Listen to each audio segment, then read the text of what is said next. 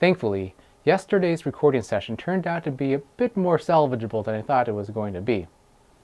But with that experience, it was a good reminder for me that I'm still very much a work in progress, especially as I'm leading up to ordination in these final days. So I thought today, since I've been reflecting on it, I thought it would be a good topic to talk about 8 different things that I have been praying for to help me in my preparations. I am a Catholic seminary named Kyle, and I am becoming a deacon by the grace of God in 11 days.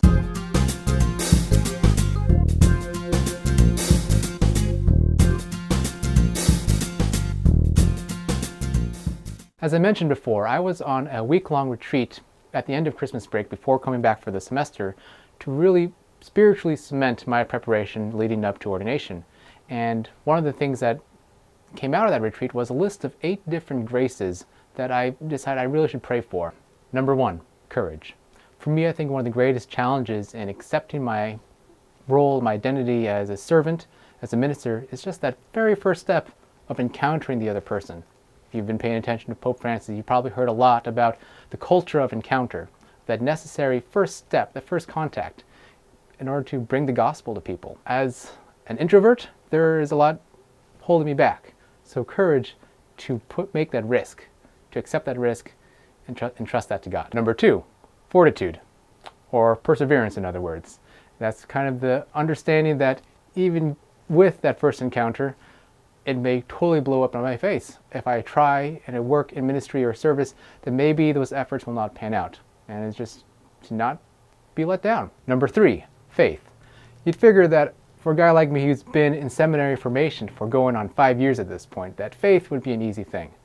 But again, this is where that perfectionism comes out, I suppose. The idea that it all has to be me.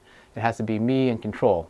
And at least in this list, or the way I've been praying for it, faith is trust in God, that He is the one in control. Number 4, patience. On that last point with faith, I have to accept that there are things that take time, that I cannot learn something immediately, like Spanish, which I've been working on, that I can't teach someone immediately, that things take time, and I have to trust in faith in God to let things happen. Number 5, humility. And I guess in this case, it's really more like humility with humor. I mentioned I've been learning Spanish. I've actually been trying to use it in my ministry, and I had to go in with the attitude that I have to be worse before it gets better.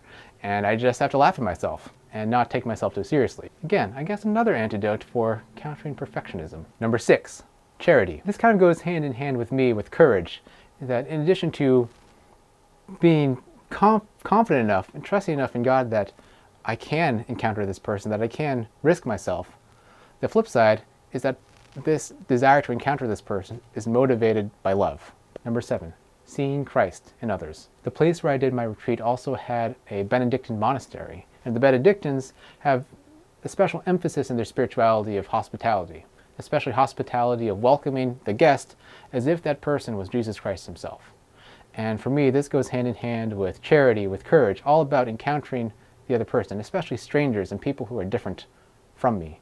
And the idea that if I could truly see someone as Christ, as an instinctual reaction, not some kind of intellectual thing I'm pasting on the person, but to really recognize that, I imagine ministry will be so much more full of heart. Number 8, joy. And I guess for me, with joy, it's just hopefully the byproduct, the result of all these 7 other graces coming together in my life as an ordained minister of God, as a follower of Christ, as a disciple. I don't know, I guess maybe I'm trying to be too theological about this, but just joy, happiness. So those are 8 things, 8 graces that I've been praying for daily so that God can really strengthen these areas in my life so that I can really be a better minister, a better servant to those who He's brought me to. If you're looking for spiritual advice, I can't recommend any more. Just asking God, what graces do I need from You? What areas of my life can use help? List them out, pray for them daily. Maybe at least on a psychological level, you're reminding yourself, okay, these are things I should look for. And on the spiritual level,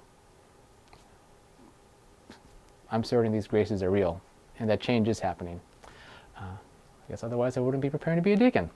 Anyway, I hope you're doing well. I'm feeling much better since yesterday, and I will see you tomorrow.